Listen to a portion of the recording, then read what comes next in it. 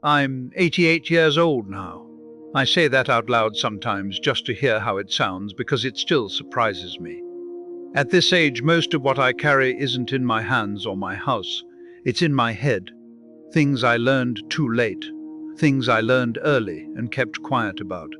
People used to call me smart. I never argued with them. I just let it sit there between us, like a compliment you don't know what to do with. What they didn't know was how much of my life was built on what I didn't say. Not secrets exactly, just parts of myself I learned were better kept folded up and put away. I live alone now. The house is quiet in a way that feels permanent. When you're young, quiet feels temporary, like it's waiting for something to happen. At my age, it feels settled, like dust. And in that quiet, I think about the things I never shared. Not because I was clever, but because I was afraid of what would happen if I did. The first thing I never shared was how unsure I always was. People assume confidence when you answer quickly, when you don't hesitate. I learned early that if you speak with certainty, most people won't question you. Inside, though, I was almost always guessing. I doubted my decisions, my opinions, my worth. I just learned to keep that doubt private. In my 30s, I had a job where people came to me for answers. I'd sit at my desk, nodding, explaining, sounding calm. Then I'd go home and replay every word, wondering if I'd been wrong. I never told anyone how much that doubt weighed on me. I thought if I admitted it, the whole structure would collapse. So I carried it alone. Decades of quiet second-guessing. It made me careful. It also made me distant. People don't realize how isolating it is to always appear certain when you're not. The second thing I never shared was how much approval mattered to me. I like to think of myself as independent, rational, above needing praise. That was the image anyway. The truth was, I measured myself constantly by how others reacted to me. A raised eyebrow could ruin my day. A compliment could keep me going for weeks. I never said that out loud. It felt childish, weak. So instead I shaped my choices around what would be respected, what would look good, what would make sense on paper. I told myself I was being practical. Maybe I was. But I also avoided things I loved because I wasn't sure they'd be admired. There were interests I let fade, conversations I steered away from honesty, even relationships I kept at arm's length because I didn't want to be seen needing something. The third thing I never shared was how lonely success felt. From the outside, my life made sense.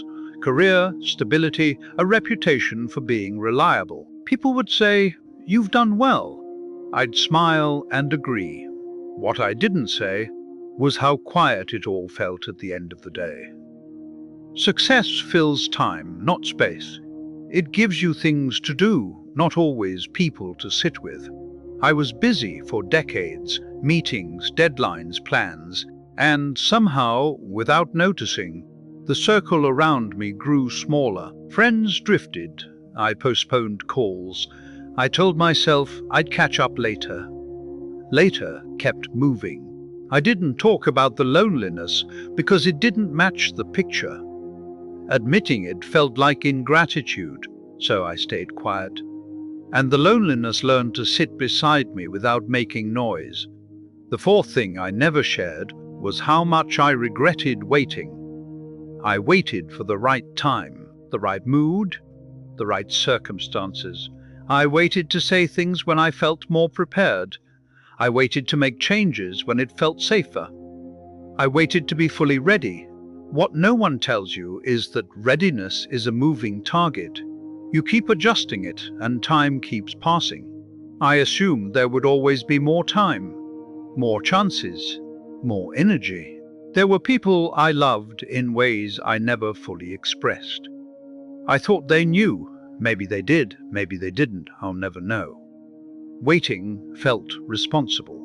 In hindsight, it feels like hesitation dressed up as wisdom. The fifth thing I never shared was how much I noticed small losses. People think big regrets come from big mistakes. For me, it was the small things. Missed dinners, calls not returned, weekends spent working when no one asked me to, moments that seemed insignificant at the time. I noticed when someone stopped inviting me. I noticed when conversations became polite instead of warm. I noticed when my name came up less often. I just didn't say anything. I told myself it was normal. Life moves on. But those small losses added up. They formed a pattern, a thinning. By the time I realized what was happening, there wasn't much left to hold on to. The sick thing I never shared was how tired I was of being the reasonable one. I was the calm one, the logical one, the one who didn't make scenes. It made life smoother in many ways, fewer conflicts, fewer surprises. But it also meant swallowing a lot. I didn't express anger when I felt it. I didn't argue when something hurt. I chose peace over truth more times than I can count. I told myself that was maturity. Now, looking back, I wonder how many parts of me I muted to keep things comfortable. How many relationships stayed shallow because I never let myself be difficult or demanding or fully honest. The seventh thing I never shared was how afraid I was of becoming irrelevant. Even when I was younger, that fear was there, quietly shaping my choices. I kept learning, kept staying informed, kept proving I still had something to offer. I didn't want to be the one people stopped listening to, so I gave advice instead of asking for help. I contributed instead of resting. I stayed useful. It worked for a while. Then retirement came, and illness in others, and distance. And suddenly, usefulness wasn't enough to keep people close. I didn't talk about that fear because it felt selfish. Everyone ages, everyone fades in some way. But knowing that didn't make it easier to feel. There was a moment, maybe 15 years ago, when the clarity arrived. Not all at once, just a crack in the routine. An old friend died. Someone I'd known since my 20s. We hadn't spoken in years, not because of a fight, just life. I stood at his funeral, listening to stories I'd never heard, realizing how much of his life I'd missed and how much of mine he'd never seen.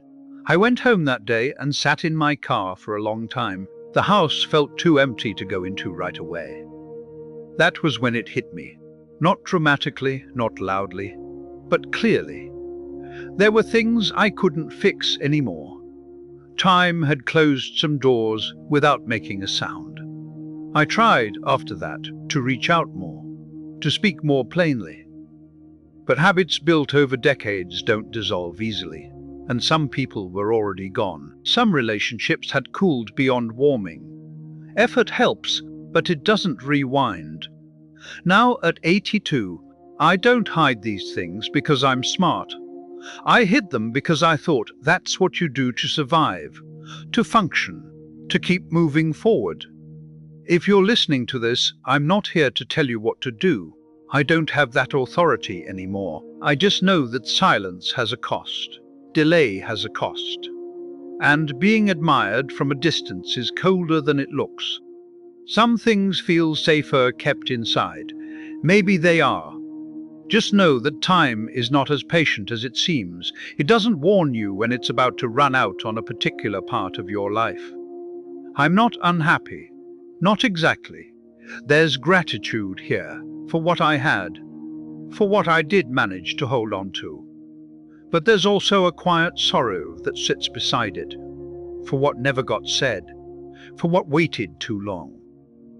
If this meant something to you, if any of it felt familiar, maybe just sit with it for a moment.